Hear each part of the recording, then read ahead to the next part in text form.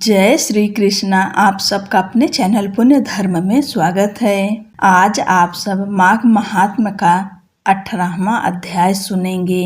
उससे पहले आज का पंचांग जानिए। आज माघ शुक्ल पक्ष की तृतीया तिथि है। तारीख 21 जनवरी है और दिन बुधवार का है। तृतीया तिथि कल यानी 22 जनवरी को सुबह 2:47 तक है। इसके बाद चतुर्थी तिथि प्रारंभ हो जाएगी। सूर्योदय सुबह 7:13 पर, सूर्यास्त शाम 6:02 पर, ब्रह्म मुहूर्त सुबह 5:37 से लेकर सुबह 6:25 तक। अमृत काल का समय है सुबह 7:05 से लेकर सुबह 8:43 तक। आज अभिजीत मुहूर्त नहीं है। विजय मुहूर्त दोपहर 2:48 से लेकर दोपहर 3:33 तक। गोधूली मुहूर्त शाम 6:27 से लेकर शाम 6:53 तक। राहु काल का समय है दोपहर 12:38 से लेकर दोपहर 1:59 तक।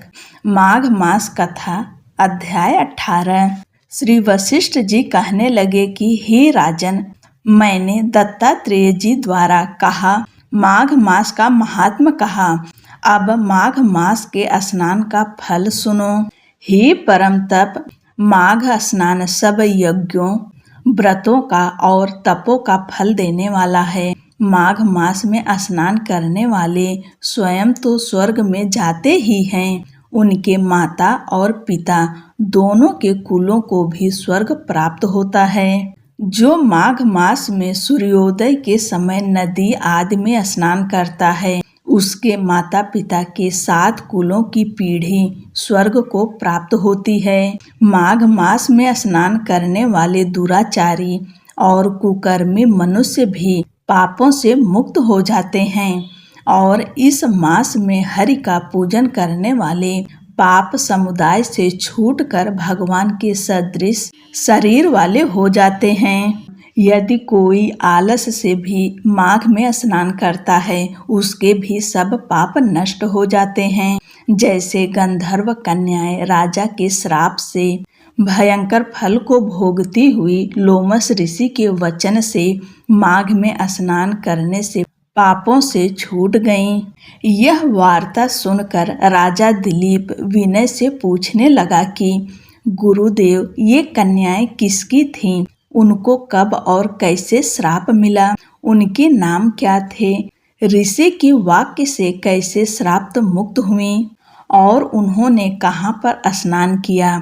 आप विस्तार पूर्वक सब कथा कहिए। वशिष्ठ जी कहने लगे कि हे राजा, जैसे अरण्य से स्वयं अग्नि उत्पन्न होती है, वैसे ही यह कथा धर्म और संतान उत्पन्न करती है। हे राजन, सुख संगीत नामक गंधर्व की कन्या का नाम विमोहिनी था। सुशीला तथा स्वरवेदी की सुंबरा, चंद्रकांत की सुतारा तथा सुप्रभा की कन्या चंद्रका, ये 5 सब समान आयु वाली तथा चंद्रमा के समान कांति वाली और सुंदर थीं।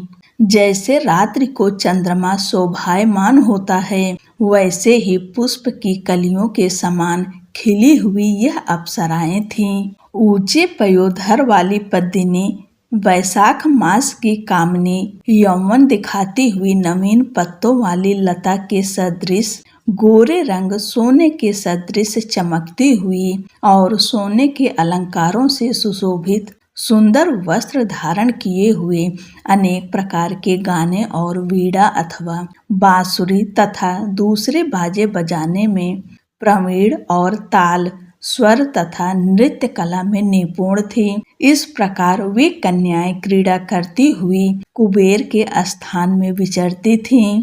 एक समय कौतुकवश माघ मास में एक वन से दूसरे वन में विचरती हुई मंदिर के पुष्प तोड़कर सरोवर पर गौरी पूजा के लिए गईं।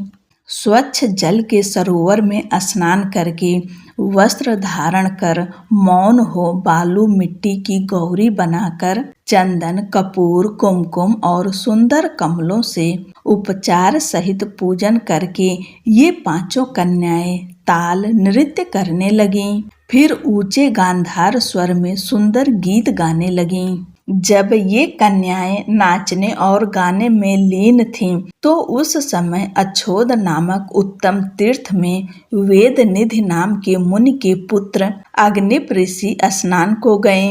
वह युवा ऋषि सुंदर मुख, कमल सदृश नयन, विशाल छाती, सुंदर भुजाओं वाला, दूसरे कामदेव के समान था। शिखा सहित दंड लिए, मृग चर्म ओढ़े, यज्ञोपवीत धारण किए हुए था। उसको देखकर पांचों कन्याएं मुग्ध हो गईं और उसका रूप व यौवन देखकर कामदेव से पीड़ित हो देखो देखो ऐसा कहती हुई उस ब्राह्मण के चित्त में कामदेव का डर उत्पन्न करने लगी और आपस में विचार करने लगी कि यह कौन है। रति रहित होने से कामदेव नहीं और एक होने से अश्विनी कुमार नहीं। यह कोई गंधर्व या किन्नर या काम रूप धारण कर कोई सिद्ध या किसी ऋषि का श्रेष्ठ पुत्र या मनुष्य है। कोई भी हो, ब्रह्मा जी ने इसको हमारे लिए बनाया है। जैसे पूर्व कर्म के प्रभाव से संपत्ति प्राप्त होती है, वैसे ही गौरी जी ने हम कुमारियों के लिए यह श्रेष्ठ वर दिया है और आपस में यह तुम्हारा वर है, यह मेरा, अथवा सबका, ऐसा कहने लगी। जिस समय उस ऋषि पुत्र ने अपनी मध्याह्न की क्रिया करके ऐसे वचन सुने तो वह सोचने लगा कि यह तो बहुत बड़ी समस्या उत्पन्न हो गई। ब्रह्मा, विष्णु, महेश आदि देवता तथा बड़े योगीश्वर भी स्त्रियों के भ्रम जाल में मोहित हो गए हैं। इनके तीक्ष्ण बाणों से किसका मन रूपी हिरण घायल नहीं हो सकता।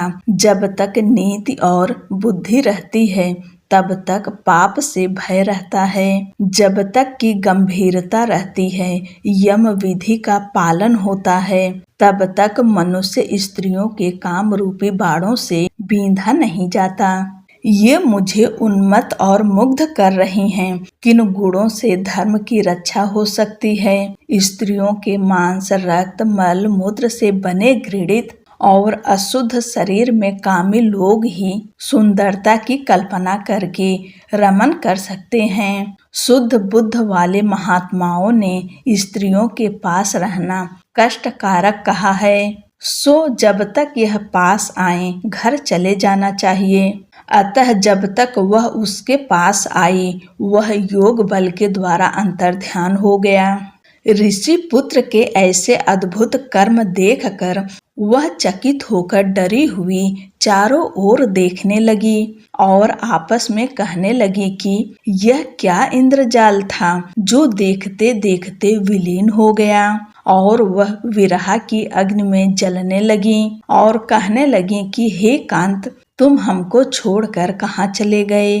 क्या तुमको ब्रह्मा ने हमको विरह रूपी अग्नि में जलाने के लिए बनाया था? क्या तुम्हारा चित्त दया रहित है जो हमारा चित्त दुखाकर चले गए?